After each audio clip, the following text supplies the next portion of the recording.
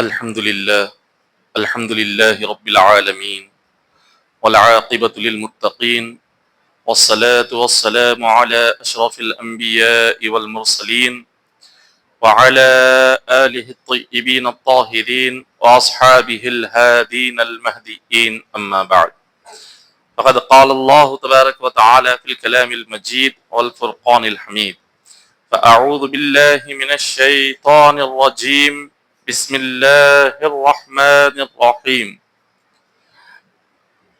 لقد جاءكم رسول من أنفسكم عزيز عليه ما عنتم حريص عليكم بالمؤمنين رؤوف رحيم فإن تولوا فقل حسبي الله لا إله إلا هو عليه توكلت وهو رب العرش العظيم صدق الله المولانا العظيم وصدق رسوله النبي الكريم المكين الأمين ونحن على ذلك لمن الشاهدين والشاكرين والحمد لله رب العالمين إن الله وملائكته يصلون على النبي يا أيها الذين آمنوا صلوا عليه وسلموا تسليما اللهم صل على سيدنا محمد وعلى آل سيدنا محمد وبارك وسلم صلوا عليه صلاة وسلام عليك يا حبيبي يا رسول الله صلى الله تعالى عليه وسلم. معزز سامعین اکرام، اللہ تبارک و تعالیٰ کا بے انتہا فضل و کرم ہے کہ مولا نے ہم گناہگاروں کو آقا علیہ الصلوۃ والسلام کی امت میں پیدا فرمایا. یہ وہ نبی ہیں کہ جس کی امت میں پیدا ہونے کے لیے بنی اسرائیل کے انبیاء خواہش کیا کرتے تھے. حضرت موسیٰ علیہ الصلوۃ والسلام کی آرزو تھی کہ وہ حضور کی امت میں پیدا ہو. حضرت عیسیٰ علیہ الصلوۃ والسلام کی آرزو تھی کہ وہ امت محمدیہ میں پیدا ہو. تو اس طرح کئی انبیاء علیہ الصلوۃ والسلام کی یہ خواہش رہی ہے کہ وہ امت محمدیہ میں پیدا ہوں، مگر خالق کائنات کا بے انتہا فضل و کرم ہم گناہگاروں پر ہے کہ اس نے ہمیں حضور کی امتی بنا کر پیدا فرمایا. اللہ تبارک و تعالیٰ نے کلام پاک میں کئی مقامات پر آقا علیہ الصلوۃ والسلام کی عظمتوں کو بیان فرمایا. آج چونکہ میلاد النبی صلی اللہ علیہ وسلم کی ابتدا ہو چکی ہے، ربیع الاول کی ابتدا ہو چکی ہے، تو لہٰذا اس مناسبت سے ہم جو آج کی تقریر کا عنوان ہے وہ حضور علیہ الصلوۃ والسلام کا میلاد منانا قرآن اور حدیث کی روشنی میں، اس کو ہم بیان کریں گے کہ قرآن پاک میں کہاں کہاں پر اللہ تبارک و تعالیٰ نے میلاد کا ذکر فرمایا ہے اور حدیث پاک میں میلاد کا ذکر کہاں کہاں پر ہے. آج اس کو ہم بیان کریں گے. تو اللہ تبارک و تعالیٰ نے اپنے کلام پاک میں ارشاد فرمایا، 9واں پارے میں رب نے فرمایا وَإِذْ أَخَذَ رَبُّكَ مِن بَنِي آدَمَ مِن ظُهُورِهِمْ ذُرِّيَّتَهُمْ وَأَشْهَدَهُمْ عَلَىٰ أَنفُسِهِمْ أَلَسْتُ بِرَبِّكُمْ قَالُوا بَلَىٰ شَهِدْنَا.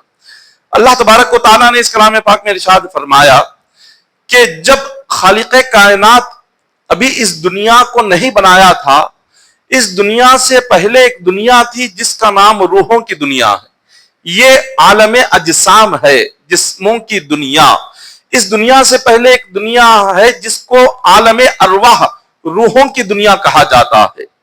تو جب اللہ تبارک و تعالی قیامت تک پیدا ہونے والے جتنے انسان تھے، سارے انسانوں کی روحوں کو اللہ نے جمع کیا. جمع کر کے اللہ تبارک و تعالیٰ نے ان سے فرمایا کہ اے میرے بندوں، جب میں تمہیں دنیا میں بھیجوں گا اور جب تم دنیا میں جاؤ گے تو جانے کے بعد کیا تم مجھے اپنا رب مانو گے یا نہیں مانو گے؟ تو جتنی روحیں تھیں، وہ چاہے کافر کی روح ہو، مشرک کی روح ہو، یہودی کی روح ہو، نصرانی کی روح ہو، عیسائی کی روح ہو، یہ ساری روحوں نے اللہ کی بارگاہ میں ارشاد فرمایا کہ بلا شہدنا، مولا ہم گواہی دیتے ہیں دنیا میں جانے کے بعد بھی ہم تجھے ہی اپنا رب مانیں گے، تو ہی ہمارا رب ہے۔ ساری روحوں نے اللہ سے وعدہ کیا، رب تبارک و تعالیٰ نے یہ وعدہ لے لیا۔ اب دنیا میں آنے کے بعد جس روح کو جو ماحول ملا وہ روح اس ماحول میں ڈھل گئی۔ ہر بچہ جب دنیا میں پیدا ہوتا ہے وہ مومن اور مسلمان بن کر ہی پیدا ہوتا ہے۔ حضور علیہ الصلوۃ والسلام نے فرمایا کل مولود یولد علی فطرۃ الاسلام ابواہما یحودانہ وینصرانہ ویمجسانہ۔ یہ حدیث پاک علامہ خطیب تبریزی نے مشکات المصابیح میں اس کو نقل فرمایا ہے۔ حضور فرماتے ہیں جو بچہ بھی دنیا میں پیدا ہوتا ہے وہ مومن ہو کر ہی پیدا ہوتا ہے، وہ مسلمان بن کر ہی دنیا میں آتا ہے، لیکن اس کے والدین جس مذہب کے ہوتے ہیں اس بچے کو اس مذہب میں تبدیل کر دیتے ہیں۔ اگر اس کے والدین کافر ہو وہ بچہ بھی کافر بن جاتا ہے، اگر اس کے والدین یہودی ہو بچہ بھی یہودی بن جاتا ہے، اگر اس کے والدین عیسائی ہو وہ بچہ بھی عیسائی بن جاتا ہے۔ لیکن جس وقت میں وہ دنیا میں آیا تھا وہ پیدائش کے وقت میں مومن ہو کر دنیا میں آیا تھا، وہ مسلمان ہو کر دنیا میں پیدا ہوا تھا۔ تو جب اللہ تبارک و تعالیٰ نے سب روحوں سے وعدہ لے لیا کہ مجھ سے وعدہ کرو کہ دنیا میں جانے کے بعد تم مجھے ہی اپنا رب مانو گے، سب نے گواہی دی، کہا کہ مولا ہم تجھ سے وعدہ کرتے ہیں کہ ہم دنیا میں جا کر تجھے ہی اپنا رب مانیں گے۔ لیکن دنیا میں آنے کے بعد وہ جس گھرانے میں پیدا ہوئے، جس مذہب کے گھرانے میں پیدا ہوئے، ان کے والدین جس مذہب کے تھے وہ بچے اسی مذہب میں تبدیل ہو گئے۔ اب اس کے بعد اللہ تبارک و تعالیٰ نے ان سے وعدہ لے لیا اور ان سے کہا کہ اب تم چلے جاؤ۔ ساری روحیں چلی گئی۔ پھر اس کے بعد اللہ تبارک و تعالیٰ نے ایک مجمع قائم کیا، ایک محفل قائم کی، اور اس محفل میں رب تبارک و تعالیٰ نے فرمایا اب اس محفل میں ہر ایک کو آنے کی اجازت نہیں ہے، صرف نبی اور رسول ہی اس محفل میں آئیں گے۔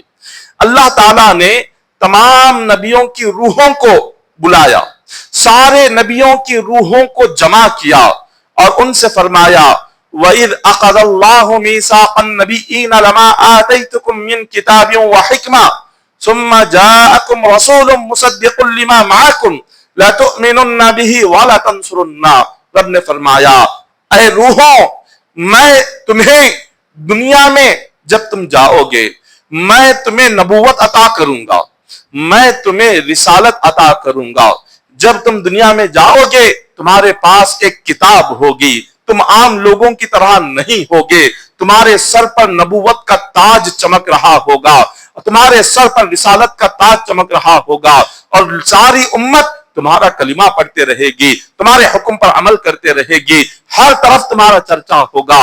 ایسے وقت میں اگر میرا نبی آ جائے، میرا مصطفیٰ آ جائے، آخری نبی آ جائے تو تمہارے لیے ضروری ہے کہ امتی تمہارا کلمہ پڑھے گی، تم میرے مصطفیٰ کا کلمہ پڑھنا۔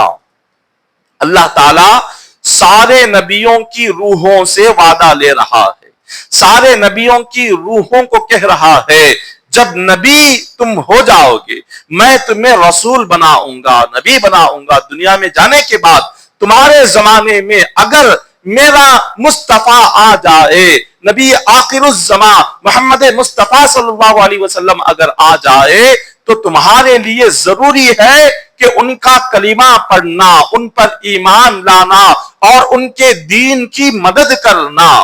لَتُؤْمِنُنَّ بِهِ وَلَتَنصُرُنَّهُ۔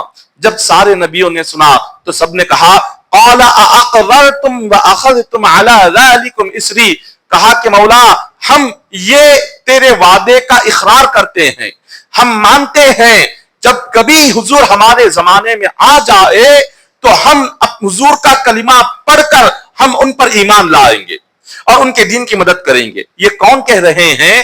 دنیا میں جتنے انبیاء آنے والے تھے کم و بیش 1,24,000 انبیاء، ہر نبی اور ہر رسول نے اللہ کی بارگاہ میں یہ اقرار کیا، یہ وعدہ کیا، کہا کہ مولا جب کبھی حضور ہمارے زمانے میں آ جائے ہم حضور کا کلمہ پڑھیں گے، ہم حضور کے امتی بن جائیں گے۔ جب اللہ نے کہا وَعَلَىٰ ذَلِكُمْ مِثْلِ قَالُوا أَخْرَرْنَا قَالَ فَاشْهَدُوا وَأَنَا مَعَكُمْ مِنَ الشَّاهِدِينَ۔ رب نے فرمایا اے نبیوں تم نے اقرار کر لیا۔ اب سارے نبیوں سے کہا تم ایک دوسرے کے گواہ ہو جاؤ۔ آدم علیہ السلام سے کہا آدم تم شیش کے گواہ ہو جاؤ، شیش علیہ السلام سے کہا کہ شیش تم نوح کے گواہ ہو جاؤ، نوح علیہ السلام سے کہا کہ تم ابراہیم کے گواہ ہو جاؤ، ابراہیم علیہ السلام سے کہا کہ تم اسماعیل کے گواہ ہو جاؤ، یوسف علیہ السلام سے کہا تم یعقوب کے گواہ ہو جاؤ، سلیمان علیہ السلام سے کہا تم داؤد کے گواہ ہو جاؤ، موسیٰ علیہ السلام سے کہا تم عیسیٰ کے گواہ بن جاؤ۔ اللہ نے سارے نبیوں کو اس وعدے پر گواہ بنایا۔ پھر رب نے آخر میں کہا میں خود بھی تمہارا گواہ بن جاتا ہوں۔ رب تبارک و تعالیٰ بھی اس بات پر اس وعدے پر گواہ بن گیا۔ اب یہ جو آیت کریمہ ہے، اس آیت کریمہ میں اللہ تبارک و تعالیٰ اپنے بندوں کو کیا سمجھانا چاہ رہا ہے، کیا بتلانا چاہ رہا ہے؟ اس آیت سے ہمیں کیا پتا چلتا ہے؟ اس آیت سے ہمیں یہ پتا چلتا ہے کہ ابھی دنیا قائم نہیں ہوئی تھی، ابھی دنیا بنی نہیں تھی، ابھی کوئی انسان دنیا میں آیا نہیں تھا۔ خالق کائنات نے ابھی عالم ارواح میں ساری نبیوں کی روحوں سے وعدہ لے لیا، جب میرے نبی کا میلاد ہو، جب میرے نبی کی پیدائش تمہارے زمانے میں ہو، تم سب بھی نبی کا میلاد منانا، ان کا کلمہ پڑھنا۔ تو میلاد النبی صلی اللہ علیہ وسلم کا یہ جو جشن ہے، یہ میلاد کی جو محفل ہے، یہ سب سے پہلے اللہ نے قائم کی ہے۔ رب تبارک و تعالیٰ نے سب سے پہلے اپنے نبی کی محفل قائم کی، اور اس محفل میں اللہ نے ہر ایک کو نہیں بلایا، صرف نبیوں کو بلایا، رسولوں کو بلایا کہ آؤ بیٹھو، میں تمہارے سامنے میرے نبی کے میلاد کا ذکر کروں گا، میرے نبی کی پیدائش کا ذکر کروں گا، میرے نبی کے دنیا میں آنے کا ذکر کروں گا، میں مصطفیٰ کا میلاد سناؤں گا، تم اس میلاد کو سننا اور اس کا ذکر قرآن میں بیان کر کے قیامت تک کے لیے میلاد کا ذکر قیام میں قائم کر دوں گا۔ اللہ نے قرآن پاک میں ذکر کر کے قیامت تک کے لیے میلاد کے ذکر کو قائم کر دیا۔ ہر بندے کو پتا چل جائے کہ میلاد کی سب سے پہلے محفل قائم کرنے والا اللہ ہے، میلاد کو بیان کرنے والا اللہ ہے۔ میلاد کے معنی کیا ہے؟ میلاد یہ عربی کا لفظ ہے، اس کے معنی آتے ہیں کہ پیدائش، کسی کی پیدائش کا ذکر کرنا، پیدائش کے حالات کا ذکر کرنا، اور کسی کی زندگی کے حالات کا ذکر کرنا۔ تو میلاد النبی کا مطلب ہو گیا حضور کی پیدائش اور حضور کی مبارک زندگی کا ذکر، اس کو میلاد کہتے ہیں۔ تو اللہ تبارک و تعالیٰ نے تو سارے قرآن میں حضور کے میلاد کا ذکر فرمایا ہے۔ کہیں حضور کے اخلاق کا ذکر آیا، کہیں حضور کی سیرت کا ذکر آیا، کہیں حضور کے کردار کا ذکر آیا، کہیں حضور علیہ الصلوۃ والسلام کے معجزات کا ذکر آیا، کہیں آقا علیہ الصلوۃ والسلام کی مبارک عادتوں کا ذکر آیا، کہیں حضور علیہ الصلوۃ والسلام کی مبارک زندگی کا ذکر آیا، آقا علیہ الصلوۃ والسلام کے چہرے کا ذکر آیا، حضور کے حسن کا ذکر کہیں آیا، حضور کی مبارک زلفوں کا ذکر کہیں آیا۔ خالق کائنات نے اپنے کلام پاک کے کئی سارے مقامات پر اپنے مصطفیٰ کے ذکر کو بیان کیا اور اپنے بندوں کو بیان کیا، بتلایا کہ بندوں میں رب ہو کر جب اپنے نبی کا ذکر کر رہا ہوں تو تم بندے ہو کر میرے مصطفیٰ کا ذکر کیوں نہیں کرتے؟ رب ہو کر جب اپنے نبی کا ذکر بار بار کر رہا ہے، کہیں یا ایھا المزمل کہہ کے حضور کو اللہ تعالیٰ بلاتا ہے، کہیں طٰہٰ کا لقب دے کر اللہ اپنے نبی کو بلاتا ہے، کہیں یاسین کا لقب دے کر اللہ اپنے نبی کو پکارتا ہے۔ اللہ تبارک و تعالیٰ کہیں یا ایھا الرسول کہہ کر حضور کو بلاتا ہے، کہیں یا ایھا النبی کہہ کر اپنے مصطفیٰ کو بلاتا ہے۔ کیا پیارے القابات ہے کہ اللہ کتنے ناموں سے، کتنے لقب سے اپنے نبی کو اپنی طرف بلا رہا ہے۔ تو یہ پیارے پیارے نام، یہ القابات، اللہ تعالیٰ نے اس کا ذکر قرآن پاک میں فرمایا، تو اللہ نے اس کا ذکر تو کر دیا۔ اب اس کے بعد جب انبیاء دنیا میں آئے تو ہر نبی نے اپنے زمانے میں آقا علیہ الصلوۃ والسلام کے دنیا میں تشریف لانے کا ذکر کیا۔ جتنے بھی انبیاء آئے، کیونکہ اللہ نے دنیا میں بھیجنے سے پہلے انہیں بتلا دیا تھا کہ جب میرے نبی تمہارے زمانے میں آئیں گے تو تم سب ان کا کلمہ پڑھنا، ان کے دین کی مدد کرنا اور ان کی اتباع کرنا، ان کی پیروی کرنا، ان کی اطاعت کرنا، ہر نبی سے کہہ دیا تھا۔ اب یہاں سوال یہ پیدا ہوتا ہے کہ حضور آنے والے تھے سب سے آخر میں، اللہ تبارک و تعالیٰ حضور کو بھیجنے والا تھا سارے نبیوں میں سب سے آخر میں۔ جب سب سے آخر میں حضور آنے والے ہیں، اللہ بھیجنے والا ہے سب سے آخر میں، تو اللہ تعالیٰ نبیوں سے کیوں یہ فرما رہا ہے کہ تمہارے زمانے میں اگر میرے نبی آ جائے تو کلمہ پڑھنا؟ یہ کیوں فرما رہا ہے؟ جبکہ حضور کسی نبی کے زمانے میں آنے والے ہی نہیں تھے. نہ آدم علیہ السلام کے زمانے میں آنے والے تھے، نہ ابراہیم علیہ السلام کے زمانے میں آنے والے تھے، نہ شیس علیہ السلام کے زمانے میں آنے والے تھے، نہ نوح علیہ السلام کے زمانے میں آنے والے تھے، نہ سلیمان علیہ السلام کے زمانے میں آنے والے تھے، نہ یوسف علیہ السلام کے زمانے میں آنے والے تھے، نہ یعقوب علیہ السلام کے زمانے میں آنے والے تھے. کسی نبی کے زمانے میں حضور تو آنے والے نہیں تھے، مگر اللہ تعالیٰ ان سے وعدہ کیوں لے رہا ہے کہ اگر میرا نبی آ جائے تو تم میرے نبی کا کلمہ پڑھنا؟ اس کی وجہ کیا ہے؟ وجہ یہ ہے کہ اللہ تبارک و تعالی سارے نبیوں کو یہ بتلانا چاہتا ہے کہ اے میرے نبیوں، میں نے تم سب کو نبی تو بنایا، لیکن تم تمام میں نے جو مصطفیٰ کا درجہ عطا فرمایا وہ کسی نبی کو عطا نہیں فرمایا. خدا انہیں بتلانا چاہتا تھا کہ اے نبیوں، تم سب میں میرے مصطفیٰ کا مقام کتنا بلند ہے، میرے نبی کا درجہ کتنا اعلیٰ ہے، میرے نبی کی عظمت کیا ہے، میرے نبی کا مقام و مرتبہ کیا ہے. خدا انہیں بتلانا چاہتا تھا عظمت رسول کو، مقام مصطفیٰ کو، اور حضور کے درجے کو بتلانا چاہتا تھا. اسی لیے اللہ نے فرمایا کہ اگر تمہارے زمانے میں میرے مصطفیٰ آ جائے تو تم ان کا کلمہ پڑھنا، تاکہ ہر نبی کو معلوم ہو جائے کہ سارے امتی، سارے لوگ ان کے زمانے میں ان کے امتی ہے، لیکن سارے انبیاء کلمہ پڑھ کر حضور کے امتی ہے.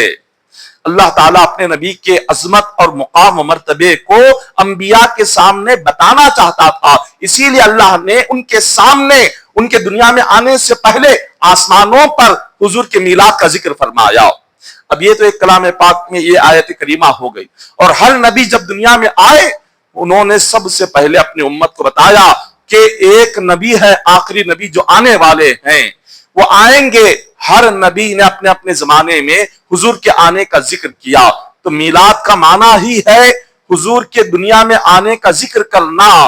تو یہ میلاد کا ذکر کرنا، میلاد کا چرچا کرنا، میلاد کو بیان کرنا، یہ آج کل سے شروع نہیں ہوا. ابھی دنیا بنی نہیں تھی اس وقت سے حضور کے میلاد کا چرچا ہو رہا ہے، اس وقت سے حضور کے میلاد کا ذکر ہو رہا ہے. سب سے پہلے اللہ نے میلاد کا ذکر فرمایا.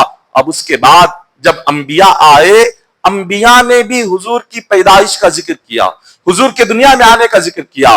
حضرت ابراہیم علیہ السلام کو اللہ نے فرمایا کہ ابراہیم میرا گھر تعمیر کرو. حضرت ابراہیم علیہ السلام نے کیا کیا؟ کعبۃ اللہ تعمیر کیا. کعبۃ اللہ تعمیر کرنے کے بعد اب اللہ تبارک و تعالیٰ کی بارگاہ میں حضرت ابراہیم علیہ السلام ایک پتھر پر کھڑے ہو جاتے ہیں جس کو ہم مقام ابراہیم کہتے ہیں. اس مقام ابراہیم پر ابراہیم علیہ السلام کھڑے ہوتے ہیں اور دعا کے لیے ہاتھ اٹھاتے ہیں، عرض کرتے ہیں کہ مولا تیرا حکم تھا کہ میں تیرے گھر کی تعمیر کروں. میں نے بڑی محنتوں سے، کوششوں سے، بہت عرصہ لگا کر، کافی دن، مہینے، سال لگا کر میں نے تیرا گھر تعمیر کر دیا. میں نے محنت کر دی، اب اس محنت کی مزدوری مجھے چاہیے. اللہ تعالیٰ نے فرمایا اے ابراہیم بتاؤ تمہیں محنت کی مزدوری کیا چاہیے؟ حضرت ابراہیم علیہ السلام فرماتے ہیں ربنا وابعث فیہم رسولا من انفسہم یتلو علیہم آیاتہ ویزکیہم ویعلمہم الکتاب والحکمہ. فرماتے ہیں کہ مولا میری محنت کی مزدوری اتنی دے دے کہ محمد مصطفیٰ کو میری اولاد میں پیدا فرما دے. ابراہیم علیہ السلام محنت کی مزدوری میں کیا مانگ رہے ہیں؟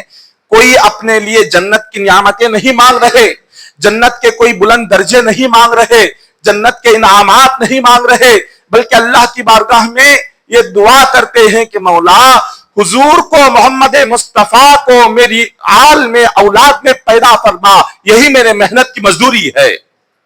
یہ دعا مانگ رہے ہیں. اور جب آپ نے یہ دعا مانگی، فرمایا کہ مولا حضور کو میری اولاد میں پیدا فرما، حضور کے میلاد کی دعا مانگی، حضور کی پیدائش کی دعا مانگی، تو جس پتھر پر آپ نے کھڑے ہو کر دعا مانگی تھی اس پتھر پر آپ کے پیروں کے نشان آج تک باقی ہے.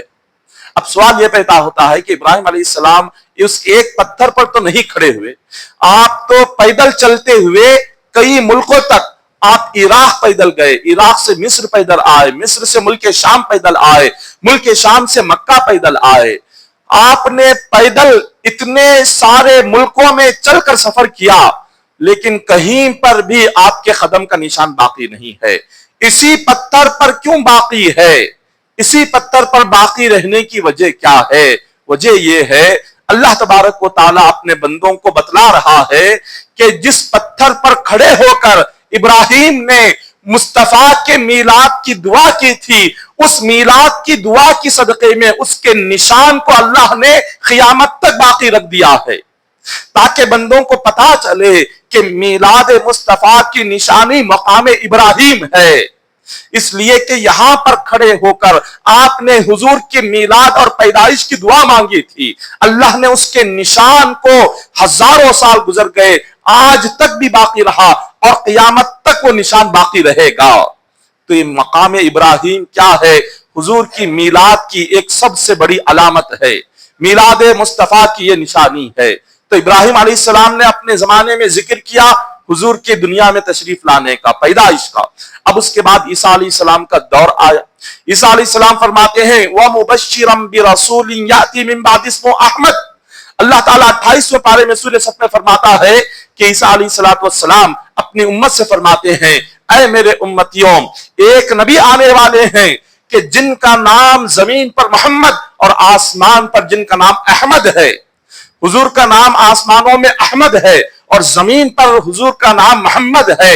عیسیٰ علیہ السلام نے فرمایا تھا یہ نبی بھی ایک زمانے میں تشریف لائیں گے، اور جب یہ آ جائیں تو عیسیٰ علیہ السلام اپنی امت سے فرماتے ہیں تم میرا کلمہ نہ پڑھنا بلکہ مصطفیٰ کا کلمہ پڑھنا، اور اپنی امت سے فرماتے ہیں میرے زمانے میں اگر آئیں گے تو میں ان کا کلمہ پڑھوں گا، میرے زمانے کے بعد اگر وہ آ جائے تو امت سے فرماتے ہیں تم مجھے نبی نہ ماننا بلکہ مصطفیٰ کو آخری نبی ماننا، ان کی رسالت پر ایمان لانا، ان کی نبوت پر ایمان لانا، ان کی شریعت پر ایمان لانا، ان کے قرآن پر ایمان لانا۔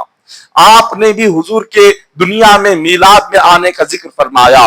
دیکھیے قرآن پاک میں کتنی جگہ ہے جہاں اللہ حضور کے میلاد کا ذکر فرما رہا ہے۔ اب یہاں تک خالق کائنات نے ذکر کیا، اب میلاد پر جو خوشی منائی جاتی ہے، میلاد کا جشن منایا جاتا ہے، یہ سوال ہوتا ہے کہ قرآن پاک میں کہاں ہے میلاد کا جشن منانا، میلاد کی خوشی منانا، اور میلاد کے موقع پر یہ پکانا کھلانا، اس کا ذکر کہاں ہے؟ اللہ تبارک و تعالی 11ویں پارے میں ارشاد فرماتا ہے قُلْ بِفَضْلِ اللَّهِ وَبِرَحْمَتِهِ فَبِذَلِكَ فَلْيَفْرَحُوا هُوَ خَيْرٌ مِّمَّا يَجْمَعُونَ۔ خالق کائنات نے 11ویں پارے میں فرمایا اے نبی آپ فرما دیجئے کہ اگر تمہیں اللہ کی کوئی نعمت مل جائے، اللہ کا کوئی فضل تمہیں مل جائے، اللہ تمہیں کوئی نعمت دے دے، تو اللہ نے فرمایا اس نعمت کو لے کر خاموش نہ بیٹھنا بلکہ خوشی کا اظہار کرنا۔ جو نعمت تمہیں اللہ عطا کرے اس نعمت کو لے کر کیا کرو؟ خوشی کا اظہار کرو، جشن مناؤ۔ اب اللہ کی نعمتیں کیا کیا ہے؟ اللہ کی نعمتیں اتنی ہیں کہ خالق کائنات 13ویں پارے میں فرماتے ہیں وَإِن تَعُدُّوا نِعْمَةَ اللَّهِ لَا تُحْصُوهَا إِنَّ الْإِنسَانَ لَظَلُومٌ كَفَّارٌ۔ رب نے فرمایا میری اتنی نعمتیں تم پر ہے، اگر تم ان نعمتوں کو گننا چاہو گے، نعمت کا شکر ادا کرنا تو بہت دور کی بات ہے، اگر ایک ایک کر کے نعمت گننا چاہو گے تمہاری عمر ختم ہو جائے گی، نعمت کو گن نہیں پاؤ گے۔ نعمت گننے کی طاقت انسان میں نہیں ہے، شکر ادا کرنا تو بہت دور کی بات ہے۔ اتنی نعمتیں ہیں کہ ہم گن نہیں سکتے۔ جیسے اللہ نے ہمیں انسان بنایا، یہ بھی ایک نعمت ہے۔ مولا اللہ تعالیٰ ہمیں انسان کے علاوہ جانور بناتا تو ہم کیا کر لیتے؟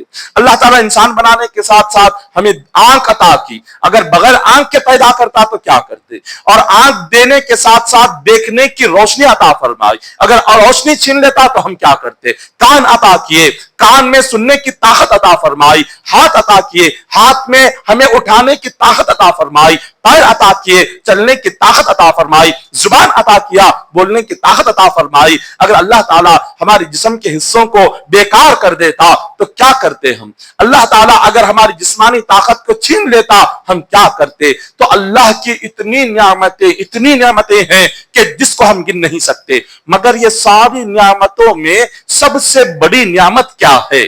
خدا کے ساری نعمتوں میں سب سے بڑی نعمت اللہ تعالیٰ کلام پاک میں فرماتا ہے لَقَدْ مَنَّ اللَّهُ عَلَى الْمُؤْمِنِينَ إِذْ بَعَثَ فِيهِمْ رَسُولًا مِّنْ أَنفُسِهِمْ يَتْلُو عَلَيْهِمْ آيَاتِهِ وَيُزَكِّيهِمْ وَيُعَلِّمُهُمُ الْكِتَابَ وَالْحِكْمَةَ खालिक कायनात ने फरमाया, ऐ बंदो, मैंने तुम्हें जितनी भी नेमतें अता फरमाई है, मेरी सारी नेमतों में सबसे बड़ी नेमत मुस्तफा को दुनिया में पैदा करना है, हुजूर को भेजना। और अल्लाह ने हुजूर को भेजा, किसमें भेजा? इंसानों में बनाकर भेजा। आका अलैहिस्सलातु वस्सलाम को अल्लाह ताला चाहता तो फरिश्तों में भी पैदा कर सकता था, जिन्नों में भी पैदा कर सकता था, अल्लाह की हजारों मखलूक है, उन मखलूकों में पैदा कर सकता था, मगर अल्लाह ने इस इंसानी मखलूक में मुस्तफा को जो भेजा है, यह रब की सबसे बड़ी नियामत हम पर है। अगर हुजूर ना आते तो हमारा क्या हाल होता? हुजूर अगर ना आते तो अल्लाह ताला कुरान पाक में फरमाता है, वकुंतुम अला शफा हुफरतिम मिनन नार फअनक़ज़कुम मिनहा। हुजूर के दुनिया में आने से पहले अरब का, सारी इंसानियत का ये हाल होता कि अगर कोई लड़की पैदा हो जाती, उसको जिंदा जमीन में दफन कर दिया जाता था। अगर औलादें ज्यादा हो जाती थी, उन्हें कत्ल कर दिया जाता था। खर्च ज्यादा होने के डर से शराब का आम रिवाज था, जुएबाजी का आम रिवाज था, जगह जगह पर जिनाकारी हुआ कर रही थी और इंसानियत मिट चुकी थी, इंसानियत की खदरें पामाल हो चुकी थी। काबातुल्लाह जो अल्लाह का घर था, काबे के अंदर 360 बुतों को गाड़ दिया गया था। साल के 365 दिनों में हर दिन एक नए बुत की इबादत काबे के अंदर होती थी और कुफ्फार मक्का जो काबे का जो तवाफ करते थे, अपने सारा लिबास निकाल कर बगैर लिबास के बरहना होकर काबे का तवाफ किया करते थे। तवाफ के दौरान सीटियां मारा करते थे। ये इंसानियत का ये आलम था, कुफ्फार मक्का का ये आलम था। खुदा फरमा रहा है, वकुंतुम अला शफा हुफरतिम मिनन नार, के आए इंसानों, आए मेरे बंदो, तुम्हारा ये हाल था, तुम इतना गिर गए, इतना गिर गए, इतना गुनाह तुमने किया था कि तुम जहन्नम के किनारे पर पहुंच गए थे। अगर मेरा मुस्तफा ना आता तो तुम जहन्नम में गिर जाते थे। मेरे नबी को मैंने भेजा, मेरे मुस्तफा ने तुम्हें पकड़कर जहन्नम से निकाल कर तुम्हें जन्नत में दाखिल किया है।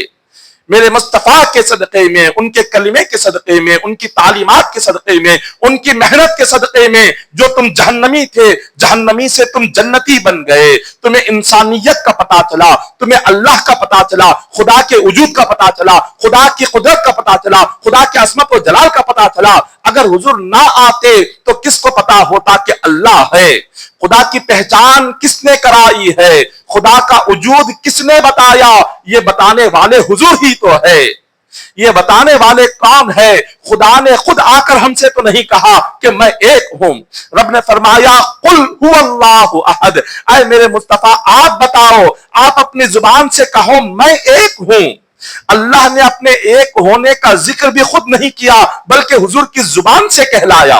हुजूर के जरिए से अल्लाह ने बताया कि मैं एक हूं। तो अगर आका अलैहिस्सलातु वस्सलाम का दुनिया में तशरीफ लाना ना होता तो सोचे आज हम किस गुनाहों में होते, पता नहीं किस काफिर के घर पैदा होते, किस यहूदी के घर पैदा होते, किस ईसाई के घर पैदा होते, किस मुशरिक के घर पैदा होते और किस सहवानी के घर पैदा होते। मगर हुजूर अलैहिस्सलातु वस्सलाम का दुनिया में आना हमारे लिए इतना बड़ा करम बन गया कि हम जहन्नमी थे, मुस्तफा के कलीमे के सदक़े में मौला ने जन्नती बना दिया। अल्लाह तबारक व तआला ने इसका जिक्र कलाम पाक में एक और मुकाम पर रब ने फरमाया, व अम्मा बिनिअमति रब्बिका फहद्दिस। ये क्या है? जब कोई नियामत बंदे को मिल जाती है तो अल्लाह ने फरमाया, मेरा नबी सबसे बड़ी नियामत मैंने तुम्हारे पास भेजा, अब इसका क्या करना है? अल्लाह ने कहा, बार बार मेरे नबी का जिक्र करो, मेरे नबी का चर्चा करो, उनकी अजमतों को बयान करो, उनकी सीरत को बयान करो, उनके अखलाक को बयान करो, उनके किरदार को बयान करो, उनके अजमतों को बयान करो, उनके फजाइल को बयान करो, उनके कमालात को बयान करो। अल्लाह ताला फरमा रहा है, मेरे नेमत को लेकर, मेरे नबी के दुनिया में आने को लेकर खामोश ना बैठना, बल्कि उनका जिक्र करते जाना, उनके ताल्लुक से दुनिया को बताते जाना। ये अल्लाह ताला फरमा रहा है। तो आका अलैहिस्सलातु वस्सलाम के मीलाद के मौके पर हम क्या करते हैं? हुजूर का जिक्र ही तो करते हैं, हुजूर का चर्चा ही तो करते हैं। ये कुरान पाक की कई आयतों से अल्लाह ने इसको साबित किया, कई आयतों में इसका जिक्र आया है। तो मीलादुन नबी सल्लल्लाहु अलैहि वसल्लम ये आजकल की इजाद नहीं है। मीलादुन नबी सल्लल्लाहु अलैहि वसल्लम ये हजारों सालों से सिलसिला चला आ रहा है। یہ آج کل سے شروع نہیں ہوا.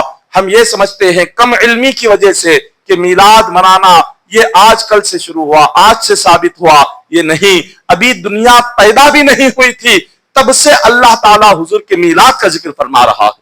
میلاد کے موقع پر جب ہم اپنے گھروں کو سجاتے ہیں, سنوارتے ہیں اور روشنیاں کرتے ہیں, یہ روشنی کرنا اور یہ گھروں کو سجانا اور گھروں کو لائٹنگ لگانا یہ کہاں سے ثابت ہے؟ سیرت حلبیہ اٹھائے, امام حلبی کی سیرت میں بہت بڑی کتاب, امام جلال الدین سیوطی اپنی کتاب قصائص کبریٰ میں اس کا ذکر فرماتے ہیں. جب حضور علیہ الصلوۃ والسلام دنیا میں تشریف لائے تو حضرت بی بی آمنہ فرماتی ہیں میں نے اپنے آنکھوں سے دیکھا, آپ مکہ میں تھی, کہ آقا علیہ الصلوۃ والسلام کے پیدائش کے ساتھ ایسا نور حضور کے ساتھ دنیا میں آیا کہ اس روشنی میں آپ مکہ میں بیٹھے بیٹھے ملک شام میں چلنے والے اونٹوں کو دیکھ رہی تھی. مکہ کہاں ہے اور ملک شام کہاں ہے؟ فلسطین کہاں ہے؟ ملک شام یہ سب کچھ سیریا فلسطین ملک شام میں آتا ہے. تو سیریا اور مکہ کے درمیان کئی سو میل کا فاصلہ ہے. حضرت بی بی آمنہ فرماتی ہیں میں مکہ میں ہوں, جب حضور دنیا میں تشریف لائے ایک ایسا نور اللہ نے حضور کے ساتھ بھیجا تھا, اس نور کی روشنی میں سیریا فلسطین ملک شام میں چلنے والے اونٹوں کی گردنوں کو دیکھ رہی تھی. تو یہ میلاد کے موقع پر اپنے گھروں کو سجانا, لائٹنگیں لگانا, یہ تو اللہ کی سنت ہے. اللہ نے حضور کی پیدائش کے ساتھ ساتھ ساری دنیا کو روشن کر دیا تھا. یہ تو اللہ کی سنت ہے, اللہ کا طریقہ ہے. اور جب آقا علیہ الصلوۃ والسلام کی پیدائش دنیا میں ہوئی تو آج ہم اپنی طاقت کے لحاظ سے حضور کے میلاد کے جشن میں کسی کو کچھ کھلاتے ہیں, کچھ خیرات کرتے ہیں, صدقہ کرتے ہیں. ہر انسان اپنی طاقت کے لحاظ سے کرتا ہے. یہ کرنا یہ کہاں سے ثابت ہے؟ یہ اللہ کی سنت ہے, اللہ نے کر کے ہمیں بتایا ہے. حضور علیہ الصلوۃ والسلام کی جب ولادت ہوئی, امام حلبی لکھتے ہیں سیرت حلبیہ میں, آقا علیہ الصلوۃ والسلام جس رات پیدا ہوئے, حضور کی پیدائش کی خوشی میں اس رات دنیا میں جتنے بچے پیدا ہوئے اللہ نے ہر عورت کو بیٹا ہی عطا کیا, کسی کو بیٹی عطا نہیں فرمایا. کسی عورت کو دنیا میں اس رات جتنی اولادیں ہوئی ہے, 12 ربیع الاول کی رات, حضور کی پیدائش کی رات, اللہ نے ہر عورت کو لڑکا عطا کیا, کسی کو لڑکی عطا نہیں کیا. یہ لڑکا کیوں عطا کیا؟ حضور کی پیدائش کی خوشی میں اللہ نے سب کو لڑکا عطا فرمایا. تو پیدائش کی خوشی حضور کی منانا, میلاد کا جشن منانا, یہ تو اللہ کی سنت ہے. یہ تو اللہ نے ہمیں سکھایا ہے کہ ہم اپنے نبی کا جشن کیسے منانا ہے اور کس انداز میں منانا ہے.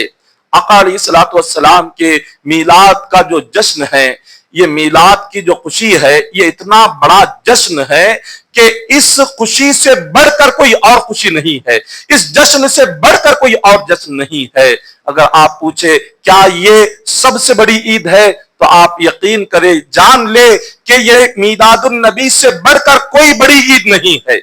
ایک مسلمان, ایک مومن کے لیے میلاد النبی کی عید رمضان کی عید سے بڑھ کر ہے, عید الفطر سے بڑھ کر ہے, عید الاضحیٰ سے بڑھ کر ہے, ساری عیدوں سے بڑھ کر سب سے بڑی یہ عید ہے. اگر پوچھے اس کی دلیل کیا ہے, دلیل سنے. مواہب لدنیہ میں امام زرقانی حدیث پاک لکھتے ہیں لولاک لما خلقت الافلاک, کہ حدیث قدسی خدا فرماتا ہے. اور مقاصد الاسلام کے حصے 11ویں حصے میں امام انوار اللہ فاروق علیہ رحمت و رضوان نے اس حدیث کو نقل فرمایا ہے, انوار احمدی میں نقل فرمایا ہے کہ خدا فرماتا ہے اے میرے نبی, آپ کو دنیا میں پیدا کرنے کا مقصد نہ ہوتا, اگر آپ کو دنیا میں لانے کا مقصد نہ ہوتا, نہ میں زمین کو پیدا کرتا, نہ آسمان کو پیدا کرتا, نہ سورج کو پیدا کرتا, نہ ستاروں کو پیدا کرتا, نہ انسان کو پیدا کرتا, نہ جنات کو پیدا کرتا, نہ فرشتوں کو پیدا کرتا, نہ لوح کو پیدا کرتا, نہ قلم کو پیدا کرتا, نہ دریاؤں کو پیدا کرتا, نہ پہاڑوں کو پیدا کرتا, نہ سمندر کو پیدا کرتا. کائنات کا کوئی ذرہ پیدا نہیں ہوتا اگر حضور دنیا میں پیدا نہ ہوتے. اللہ تعالیٰ خود فرما رہا ہے میں نے پیدا اپنے نبی کو اس لیے کیا تاکہ میں بتاؤں, اپنا وجود دکھاؤں, اپنے ہونے کا ثبوت دوں, اور اپنی قدرت کو دکھاؤں, اور اپنی جاہ و جلال کو دکھاؤں, اپنی شان و شوکت کو دکھاؤں. اللہ نے اپنی قدرت کو دکھانے کے لیے حضور کو پیدا فرمایا ہے. تو جس نبی کے صدقے میں ہمیں قرآن ملا, اگر قرآن نہ ملتا تو پھر ہم کون سی عید مناتے؟ اگر قرآن نہ آتا تو ہمیں کون سا رمضان ملتا؟ ہمیں رمضان ملا حضور کے صدقے میں، عید الفطر ملی حضور کے صدقے میں، عید الاضحیٰ ملی حضور کے صدقے میں۔ تو جس نبی کے صدقے میں ساری عیدیں ملی ہے، اس نبی کی پیدائش کا دن ساری عیدوں میں سب سے بڑا دن ہے۔ اب چونکہ پہلے سے اگر کوئی کسی کے ذہن میں یہ خیال آئے کہ پہلے اتنا زیادہ میلاد النبی اتنا دھوم دھام سے نہیں مناتے تھے، آج کل سے شروع ہوا ہے، پہلے اتنا سب کچھ نہیں تھا، یہ آج کل منا رہے ہیں، یہ ایسا سوچنا یہ جہالت کی علامت ہے۔ جن کے پاس علم نہیں ہے، جنہوں نے کبھی پڑھا نہیں قرآن اور حدیث کو، وہی یہ کہہ سکتا ہے کہ میلاد آج کل سے شروع ہوا۔ یہ میلاد النبی صلی اللہ علیہ وسلم اس دن سے شروع ہوا ہے جس دن سے اللہ نے زمین اور آسمان کو پیدا کیا۔ خدا نے زمین آسمان کی پیدائش سے ہزاروں سال پہلے سے مصطفیٰ کا میلاد مناتے آ رہا ہے۔ صحابہ کرام نے میلاد منایا۔ یہ سوال ہوتا ہے کہ حضور کی پیدائش بھی اسی دن ہوئی اور حضور دنیا سے پردہ فرما گئے اسی دن۔ 12 ربیع الاول دوشنبے کے دن حضور دنیا میں تشریف لائے۔ 12 ربیع الاول پیر کے دن حضور مکہ مکرمہ سے مدینہ کو آپ نے ہجرت فرمایا، اور 12 ربیع الاول پیر کے دن ہی آقا علیہ السلام دنیا سے پردہ فرما گئے۔ اب جو میلاد النبی صلی اللہ علیہ وسلم اتنی بڑی عید کو جو شرک یا بدعت کہتے ہیں، وہ یہ سوال کرتے ہیں کہ حضور کی جب وفات ہوئی اسی دن، حضور دنیا سے رخصت ہوئے اسی دن، تو غم منانا چاہیے، تم خوشی کیوں مناتے ہو؟ غم منانا چاہیے کہ اسی دن حضور دنیا سے پردہ فرما گئے، تو تم غم کیوں نہیں مناتے، جشن منا رہے ہو، خوشی منا رہے ہو؟ تو اس کا جواب سن لیے کہ جو غم منایا جاتا ہے، غم اس کا منایا جاتا ہے جو دنیا میں آئے اور دنیا میں آ کر جو مٹ جائے، جو مر جائے، مٹی میں مل جائے، غم اس کا منایا جاتا ہے۔ اور جس نبی کو اللہ نے دنیا میں بھیجا، مصطفیٰ دنیا میں آئے اور ہمیشہ کے لیے اللہ نے حضور کو دنیا میں بھیج دیا، نہ مصطفیٰ کا جسم آپ کی خبر میں نہ کبھی گلا، نہ وہ جسم کبھی ختم ہوا، نہ اس جسم پر مٹی کا اثر ہوا، بلکہ حضور فرماتے ہیں کہ اللہ نے نبیوں کے جسم کے لیے زمین کو حکم دیا کہ اے زمین، اے قبر، جب میرے نبی تیرے اندر آ جائے تو تیری مٹی کا اثر میرے نبی کے جسم پر ہو نہیں پائے گا۔ جو مٹی کا اثر ہے، قبر کا اثر ہے، خبر عام بندے کے جسم کو سڑاتی ہے، گلاتی ہے۔ اللہ تعالیٰ قرآن حدیث پاک میں حضور نے فرمایا ان اللہ حرم علی الارض ان تاکل اجساد الانبیاء فنبی اللہ حی ویرزق۔ حضور فرماتے ہیں کہ زمین پر، قبر پر حرام ہے کہ وہ نبی کے جسم کو کھائے۔ نبی کا جسم زمین میں تازہ رہتا ہے، وہ زندہ ہے اپنی خبروں میں۔ حضور فرما رہے ہیں کہ ہر نبی اپنی خبر میں زندہ ہے، اور اللہ خبر میں انہیں جنت کا رزق پہنچاتا ہے، جنت کا رزق قبر میں پہنچتا رہتا ہے۔ 1400 سال پہلے حضور علیہ السلام صحابہ کے درمیان جیسے تشریف فرما تھے، صحابہ کو جیسے حضور سے فیض ملتا تھا 1400 سال پہلے، آج بھی حضور کا فیض ساری امت کو مل رہا ہے۔ پہلے حضور کا فیض سامنے سے ملتا تھا، آج حضور اپنے روزے کے اندر سے ساری امت کو فیض پہنچا رہے ہیں۔ آج بھی فیض مل رہا ہے، مگر درمیان میں ایک پردہ ہے، حضور کے گنبد خضرا کا پردہ ہے، قبر مبارک کا پردہ ہے۔ یہ بخاری مسلم کی حدیث پاک ہے کہ ایک شخص، ایک اعرابی، ایک آیت کریمہ قرآن کی سن لیا جس میں اللہ نے فرمایا کہ وَلَوْ أَنَّهُمْ إِذْ ظَلَمُوا أَنفُسَهُمْ جَاءُوكَ فَاسْتَغْفَرُوا اللَّهَ۔ اللہ نے فرمایا اگر کوئی بندہ گناہ کر لے، میرے مصطفیٰ کی بارگاہ میں آئے، میرے نبی کی بارگاہ میں آئے اور میرے نبی گناہگار کے حق میں دعا کریں گے، میں اس کی مغفرت اور بخشش فرما دوں گا۔ یہ قرآن پاک کی آیت ہے، اللہ نے 5ویں پارے میں اس کا ذکر فرمایا۔ ایک دیہاتی شخص نے اس آیت کو سنا اور اس نے سوچا میرے بہت سارے گناہ ہیں، حضور کی بارگاہ میں جاؤں گا اور اپنے گناہوں کی مغفرت اور بخشش کرواؤں گا۔ جب وہ مدینہ آیا تو پتا چلا کہ آقا علیہ السلام تو پردہ فرما گئے ہیں۔ وہ خبر مبارک کے پاس گیا، روضہ رسول کے پاس گیا، اور جانے کے بعد بڑا افسوس ہوا کہ میں نے تو سوچا تھا کہ یہاں پر آؤں گا اور اپنے گناہوں کی مغفرت اور بخشش کروا کر جاؤں گا، لیکن یہاں پر تو آقا علیہ السلام پردہ فرما گئے، اب میں کیا کروں؟ اب وہ بڑا ہی افسوس ہو کر جا رہا تھا۔ حضور علیہ السلام کی قبر مبارک کے پاس ایک اور شخص لیٹا ہوا تھا، آرام کر رہا تھا۔ حضور اس کے خواب میں آئے اور فرمایا اے میرے امتی، اس جانے والے کو روک لے اور اس سے کہہ دے میں قبر میں گیا تو کیا ہوا، ہر آنے والے کو دیکھ رہا ہوں، اس کی دعا سنتا ہوں اور اللہ سے اس کی مغفرت کی دعا مانگتا ہوں۔ اس سے کہہ دے کہ وہ ناراض نہ ہو، اس سے کہہ دے وہ افسوس نہ کرے، میں اپنے روزے سے رہ کر ساری امتی کو دیکھ بھی رہا ہوں اور ان کے سلام کو سن بھی رہا ہوں۔ آقا علیہ الصلوۃ والسلام نے بخاری مسلم کی حدیث پاک ہے، حضور فرماتے ہیں کہ جمعہ کے دن مجھ پر کثرت سے درود پاک پڑھو۔ پوچھا گیا حضور جمعہ کے دن کیوں؟ تو حضور فرماتے ہیں جو ہفتے کے عام دنوں میں جو درود تم پڑھتے ہو فرشتے وہ درود لا کر مجھ تک پیش کرتے ہیں، اور جمعہ کے دن جو درود تم پڑھتے ہو اس درود کو میں خود سنتا ہوں، تمہارے سلام کا جواب بھی دیتا ہوں۔ یہ سلام کا جواب ہر امتی کو آتا ہے، مگر سننے والے کان چاہیے۔ ہم اس قابل بنے کہ مصطفیٰ کے جواب کو سن سکے۔ آج بھی وہ فیض جاری ہے، آج بھی وہ فیض امت کو مل رہا ہے، لیکن ہم اس قابل نہیں جو حضور کا فیض گنبد خضرا سے ہم لے سکے۔ آج بھی وہ سچے عاشق جو آقا کی بارگاہ میں پہنچتے ہیں، گنبد خضرا کے پاس کھڑے ہو کر جالیوں سے جب سلام کرتے ہیں، حضور سچے عاشقوں کو سلام کا جواب آج بھی دیتے ہیں، آج بھی انہیں جواب ملتا ہے۔ اللہ تبارک و تعالیٰ نے یہ میلاد کا ایسا موقع ہمیں عطا فرمایا ہے کہ میلاد کا جشن اور میلاد کی خوشی اور میلاد کی عید ایک مومن کے لیے سب سے بڑی عید اور سب سے بڑا جشن ہے۔ حضرت ابوبکر صدیق رضی اللہ تعالیٰ عنہ، یہ تمام صحابہ کرام میلاد کے تعلق سے کیا کہتے ہیں؟ اکثر لوگ جو جہالت کی وجہ سے یہ اعتراض کرتے ہیں کہ صحابہ نے میلاد بنایا، صحابہ نے کیا میلاد کے تعلق سے کہا؟ تو سنیں، ہاں صحابہ نے اپنی زندگیوں میں میلاد بنایا ہے۔ صدیق اکبر نے میلاد بنایا، حضرت عمر فاروق نے، حضرت عثمان غنی نے، حضرت علی نے، ان چار خلفائے راشدین نے اپنی زندگیوں میں حضور کا میلاد بنایا ہے۔ اب اس کا ذکر سنیں کہ کتابوں میں آتا ہے کہ النعمت الکبریٰ، یہ صفحہ نمبر 7 سے لے کر 12 تک، اب اس کتاب کو اٹھائیں، عربی میں کتاب ہے۔ حضرت ابوبکر صدیق رضی اللہ تعالیٰ عنہ فرماتے ہیں من انفق درہما علی قراءۃ مولد النبی صلی اللہ علیہ وسلم کان رفیقی فی الجنہ۔ حضرت ابوبکر صدیق رضی اللہ تعالیٰ عنہ فرماتے ہیں جو حضور کے میلاد پر 1 درہم خرچ کرے گا وہ جنت میں میرا ساتھی بن کر رہے گا، وہ جنت میں میرا ساتھی رہے گا جو 1 درہم حضور کے میلاد پر خرچ کرے۔ اب آگے حضرت عمر فاروق کیا فرماتے ہیں؟ حضرت عمر فاروق رضی اللہ تعالیٰ عنہ نے ارشاد فرمایا من عظم علی مولد النبی صلی اللہ علیہ وسلم، من عظم مولد النبی صلی اللہ علیہ وسلم فقد احیا الاسلام۔ حضرت عمر فرماتے ہیں جس نے حضور کے میلاد کا ادب کیا، میلاد کا ادب کیا، احترام کیا، تو اللہ اس کو اسلام زندہ کرنے کے برابر اجر و ثواب عطا فرماتا ہے۔ حضرت عثمان غنی فرماتے ہیں من انفق درہما علی قراءۃ مولد النبی صلی اللہ علیہ وسلم فکأنما شہد غزوۃ بدر وحنین، کہ جو کوئی حضور کے میلاد پر 1 درہم بھی خرچ کرے اللہ جنگ بدر میں حاضر ہونے کے برابر ثواب عطا فرماتا ہے۔ جنگ بدر کون سی جنگ؟ اسلام کی سب سے پہلی جنگ، 313 صحابہ نے جو کفار مکہ سے لڑی تھی۔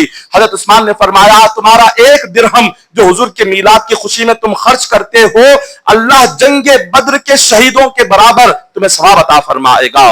حضرت علی کیا فرماتے ہیں من عظم مولد النبی صلی اللہ علیہ وسلم وکان سعیا لا یخرج من الدنیا الا بالایمان ويدخل الجنۃ بغیر حساب۔ حضرت علی رضی اللہ تعالیٰ عنہ فرماتے ہیں کہ جس نے آقا علیہ الصلوۃ والسلام کے میلاد کا ادب اور احترام کیا اللہ تعالیٰ اس کو موت کے وقت کلمہ نصیب فرماتا ہے، اسے کلمے کی موت نصیب ہوتی ہے اور وہ بغیر حساب کے قیامت کے دن جنت میں داخل ہو جائے گا۔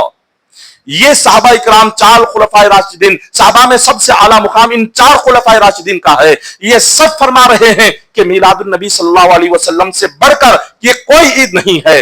آج جہالت آ گئی ہے، جیسے میلاد کا مہینہ شروع ہوتا ہے اب اچانک سے کوئی میلاد کو شرک کہتا ہے، کوئی بدعت کہہ رہا ہے، کوئی ناجائز کہہ رہا ہے، کوئی حرام کہہ رہا ہے۔ اللہ اکبر، کیسی باتیں ہیں! اگر کوئی کافر کہے تو بات سمجھ آتی ہے، ارے جس نبی کا کلمہ پڑھتے ہو اس نبی کی پیدائش کی خوشی منانے کے لیے اتنی تکلیف کیوں ہو رہی ہے؟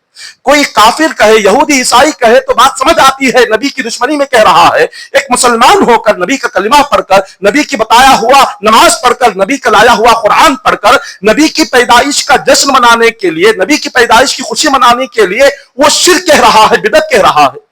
ارے اپنے گھر میں اگر اولاد کی پیدائش ہو جائے تو اولاد کی پیدائش کے وقت میں کیا کوئی پوچھتا ہے کہ قرآن میں کہا ہے بتاؤ کہ بچہ پیدا ہوا عقیقہ کرنا قرآن میں کہا ہے، اور بچے کی پیدائش پر یہ مٹھائی بانٹنا قرآن میں کہا ہے، حدیث میں کہا ہے، بخاری میں کہا ہے، مسلم میں کہا ہے، کیا کوئی پوچھتا ہے؟ ارے اپنے گھر میں بچہ پیدا ہو تو کوئی قرآن اور حدیث کی بات کہاں ہے نہیں پوچھتا. نبی کی پیدائش کے وقت میں یہ قرآن حدیث کہاں سے یاد آ جاتی ہے؟ تو اس سے کیا پتا چلتا ہے کہ ہمارا ایمان کتنا کمزور ہے. ہمارا ایمان کتنا کمزور ہے. اپنے نبی کی پیدائش کو منانے کے لیے ہمیں دلیل کھوجنے کی ضرورت ہے. بچے کی پیدائش کے لیے کوئی دلیل قرآن و حدیث ضرورت نہیں. تو بچے کی محبت زیادہ ہے دلوں میں، نبی کی محبت اولاد کی محبت سے کم ہے. اللہ اکبر. بخاری مسلم کی حدیث پاک حضور فرماتے ہیں لا یؤمن احدکم حتی اکون احب الیہ من والدی وولدی والناس اجمعین، متفق علیہ. حضور نے فرمایا تم میں سے کوئی اس وقت تک مومن نہیں بن سکتا جب تک تمہارے دل میں میری محبت، مصطفیٰ کی محبت اولاد سے بڑھ کر ہو، والد سے بڑھ کر ہو، دنیا کی ہر چیز سے بڑھ کر جب تک حضور کی محبت نہ ہو تب تک تم مسلمان کہلانے کے لائق نہیں ہو. یہ حضور خود فرما رہے ہیں. بخاری مسلم کی حدیث پاک ہے. یہ تمام احادیث، یہ تمام قرآن پاک کی ایک دو آیتیں نہیں بلکہ قرآن پاک کی 11 آیتوں میں اللہ نے میلاد کا ذکر فرمایا ہے. جو پوچھتے ہیں کہ قرآن میں میلاد منانا کہاں ہے، قرآن میں کہاں ہے، تو سنیں قرآن کی 11 آیتیں ہیں جس میں اللہ نے میلاد کا ذکر فرمایا. سب سے پہلی آیت وَإِذْ أَخَذَ اللَّهُ مِيثَاقَ النَّبِيِّينَ لَمَا آتَيْتُكُم مِّن كِتَابٍ وَحِكْمَةٍ ثُمَّ جَاءَكُمْ رَسُولٌ. دوسری آیت رَبَّنَا وَابْعَثْ فِيهِمْ رَسُولًا مِّنْهُمْ يَتْلُو عَلَيْهِمْ آيَاتِكَ وَيُعَلِّمُهُمُ الْكِتَابَ وَالْحِكْمَةَ وَيُزَكِّيهِمْ. قرآن پاک کی تیسری آیت وَمُبَشِّرًا بِرَسُولٍ يَأْتِي مِن بَعْدِهِ اسْمُهُ أَحْمَدُ فَلَمَّا جَاءَهُم بِالْبَيِّنَاتِ قَالُوا هَذَا سِحْرٌ مُّبِينٌ. قرآن پاک کی چوتھی آیت قل بفضل اللہ وبرحمتہ فبذلک فلیفرحوا هو خیر مما یجمعون. پانچویں آیت لقد من اللہ علی المؤمنین اذ بعث فیہم رسولا من انفسہم یتلو علیہم آیاتہ ویزکیہم ویعلمہم الکتاب والحکمہ. قرآن پاک کی چھٹی آیت واما بنعمت ربک فحدث. قرآن پاک کی ساتویں آیت لقد جاءکم رسول من انفسکم عزیز علیہ ما عنتم حریص علیکم بالمؤمنین رؤوف الرحیم. قرآن پاک کی ساتویں آیت هو الذی بعث فی الأمیین رسولا منہم یتلو علیہم آیاتہ ویزکیہم ویعلمہم الکتاب والحکمہ. قرآن پاک کی آٹھویں آیت هو الذی ارسل رسولہ بالہدی ودین الحق لیظہرہ علی الدین کلہ ولو کرہ المشرکون. قرآن پاک کی نویں آیت قد جاءکم برہان من ربکم وانزلنا الیکم نورا مبینا. قرآن پاک کی 10ویں آیت لقد جاءکم رسول من انفسکم عزیز علیہ ما قد جاءکم من اللہ نور و کتاب مبین. یہ قرآن پاک کی 10 آیتیں ہیں جس میں اللہ میلاد منانے کا ذکر فرما رہا ہے. اب اتنی آیتیں قرآن پاک کی رہنے کے بعد بھی اگر کوئی میلاد منانے کو بدعت یا شرک یا ناجائز کہے تو کیا کہیں گے؟ وہ سوائے جہالت کے اور کچھ نہیں. اس نے کبھی قرآن پڑھا نہیں.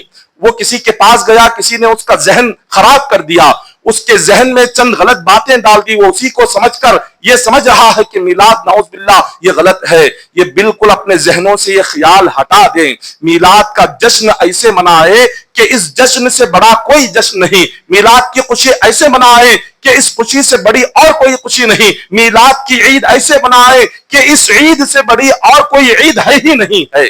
بخاری مسلم کی حدیث پاک ہے.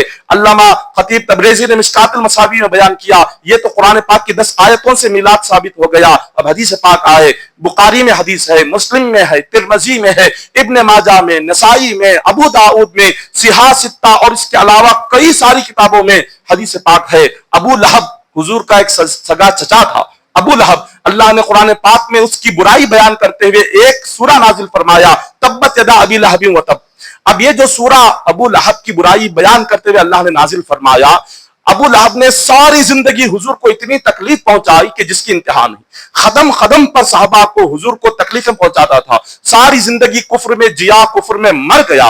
اور شریعت کا ایک قانون ہے، کافر اپنی زندگی میں جتنا بھی اچھا کام کرے، اگر وہ 100 سال بھی نماز پڑھ لے، 100 سال بھی روزے رکھ لے، اگر اس نے کلمہ نہیں پڑھا، اگر وہ مسلمان نہیں بنا، بغیر مسلمان بنے وہ جتنا بھی نیک کام کرے اس کا ثواب اس کو اللہ خبر میں عطا نہیں کرتا. اگر وہ کوئی نیک کام کر رہا ہے، جیسے کافر نماز روزہ رکھ رہا ہے، خیرات کر رہا ہے، اللہ اس کا اجر دنیا میں ہی عطا کر دیتا ہے، دنیا میں ہی کوئی فائدہ اس کو پہنچا دیتا ہے، لیکن موت کے بعد اس کو فائدہ نہیں ہوتا. لیکن ایک عمل ایسا ہے، ایک عمل ہے، بخاری مسلم کی حدیث پاک ہے، ابو لہب جب اس کا انتقال ہو گیا، خبر میں حضرت ابن عباس نے اس کو دیکھا. اس کے انتقال کے بعد خواب میں دیکھ کر پوچھا، اے ابو لہب بتا تیرا کیا حال ہے؟ اس نے کہا کہ میں کیا کروں، تم سے کیا کہوں، ساری زندگی جو حضور کو ستاتا تھا، جو صحابہ کو ستاتا تھا، آج میرے خبر میں آگ بھری ہوئی ہے، اوپر بھی آگ ہے، نیچے بھی آگ ہے، دائیں آگ ہے، بائیں آگ ہے، ساری خبر جہنم کی آگ سے بھری ہوئی ہے۔ مگر وہ کہتا ہے کہ ایک دن جب پیر کا آتا ہے، اللہ فرشتوں سے کہتا ہے اس کے عذاب میں کم کر دو، اس کے عذاب میں کمی کر دو، اور وہ کہتا ہے میری 2 انگلیوں سے، ایک انگلی سے دودھ آتا ہے، دوسری انگلی سے پانی آتا ہے، جس سے میری پیاس بجھ جاتی ہے۔ اس سے پوچھا گیا کہ بتا تو کافر ہے، مشرک ہے، تیرا کون سا عمل ہے جس کی وجہ سے خبر میں اللہ تجھے پیر کے دن عذاب میں کمی کر رہا ہے اور انگلیوں سے پانی اور دودھ نکل رہا ہے؟ وہ کہنے لگا جب حضور علیہ السلام کی پیدائش ہوئی تو ایک باندی آئی جس کا نام سویبہ تھا، آ کر اس نے ابو لہب سے کہا کہ ابو لہب تیرے بھائی عبداللہ کو ایک لڑکا ہوا ہے، بڑا حسین اور خوبصورت ہے۔ جب اس نے حضور کی پیدائش کا ذکر سنا تو اتنا خوش ہوا کہ اپنی 2 انگلیوں سے باندی کو آزاد کیا، اشارہ کیا، 1-2 انگلیوں سے اشارہ کر کے آزاد کیا۔ اب وہ کہتا ہے جس انگلی کے اشارے سے حضور کی پیدائش کی خوشی میں باندی کو آزاد کیا تھا، ہر پیر کے دن اس انگلی سے دودھ اللہ جاری کرتا ہے، اس انگلی سے دودھ آتا ہے، اس کو پی کر اپنی پیاس بجھاتا ہوں اور جہنم کی آگ کم ہو جاتی ہے، عذاب کم ہو جاتا ہے۔ کس وجہ سے؟ حضور کے میلاد کے جشن و خوشی منانے کی وجہ سے۔ آپ غور کریں، ایک کافر، ایک مشرک، ساری زندگی حضور کو تکلیف دینے والا، حضور کے میلاد میں، حضور کی پیدائش کی خوشی میں وہ اتنا خوش ہوا، اللہ اس کافر کو خبر میں جہنم کے عذاب کو کم کر رہا ہے۔ ہم کلمہ پڑھنے والے، ایمان لانے والے، نماز پڑھنے والے، اللہ کی بارگاہ میں سر جھکانے والے، اگر سچے عقیدت سے، سچی محبت سے حضور کے میلاد کا جشن منائیں گے تو مولا یقیناً عذاب جہنم سے ہمیں نجات عطا فرمائے گا۔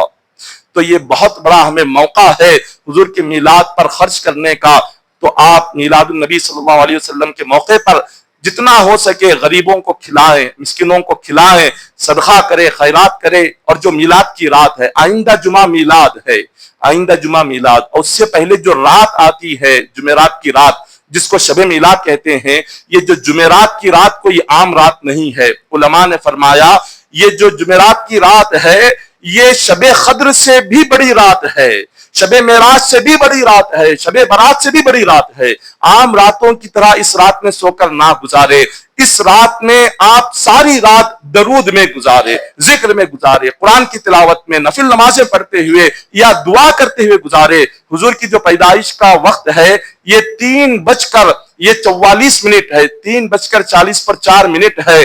اس وقت کو سونے میں نہ لگائے، الارم رکھ کر 3 بجے اٹھ جائے اور پھر اس کے بعد آپ درود پاک تہجد پڑھتے ہوئے جیسے 3:40 کا وقت ہو جائے، اپنے ہاتھ اٹھا کر اللہ سے جو دعا مانگیں گے میلاد کے صدقے میں ہر دعا قبول ہو جائے، ہر جائز دعا، ہر جائز حاجت اللہ قبول کرے گا۔ تو لہٰذا میلاد کی جو رات جمعرات کی رات ہے اس رات میں خاص طور پر اٹھ کر دعا مانگے اور درود پاک پڑھے، اللہ آنے والی زندگی میں ہر مشکل کو آسان فرمائے گا۔ دعا ہے کہ اللہ تعالی ہم تمام کو آقا علیہ السلام کے میلاد کے صدقے میں مولا ہمارے صغیرہ کبیرہ گناہوں کو معاف فرمائے، میلاد مصطفیٰ کے صدقے میں مولا ہمیں 5 وقتہ نماز کا پابند بنائے، ہم تمام کو زمینی آسمانی آفتوں سے، بلاؤں سے، وباؤں سے محفوظ فرمائے، ہم تمام کے مشکلات کو آسان فرما دے، ہمیں اللہ تبارک و تعالی نفس کے شر سے، شیطان کے فتنے سے ہماری حفاظت فرمائے، ہم تمام کو مولا نیک بنائے، اولیاء کی سنگت نصیب فرمائے، حضور کی غلامی میں جینے مرنے کی توفیق عطا فرمائے،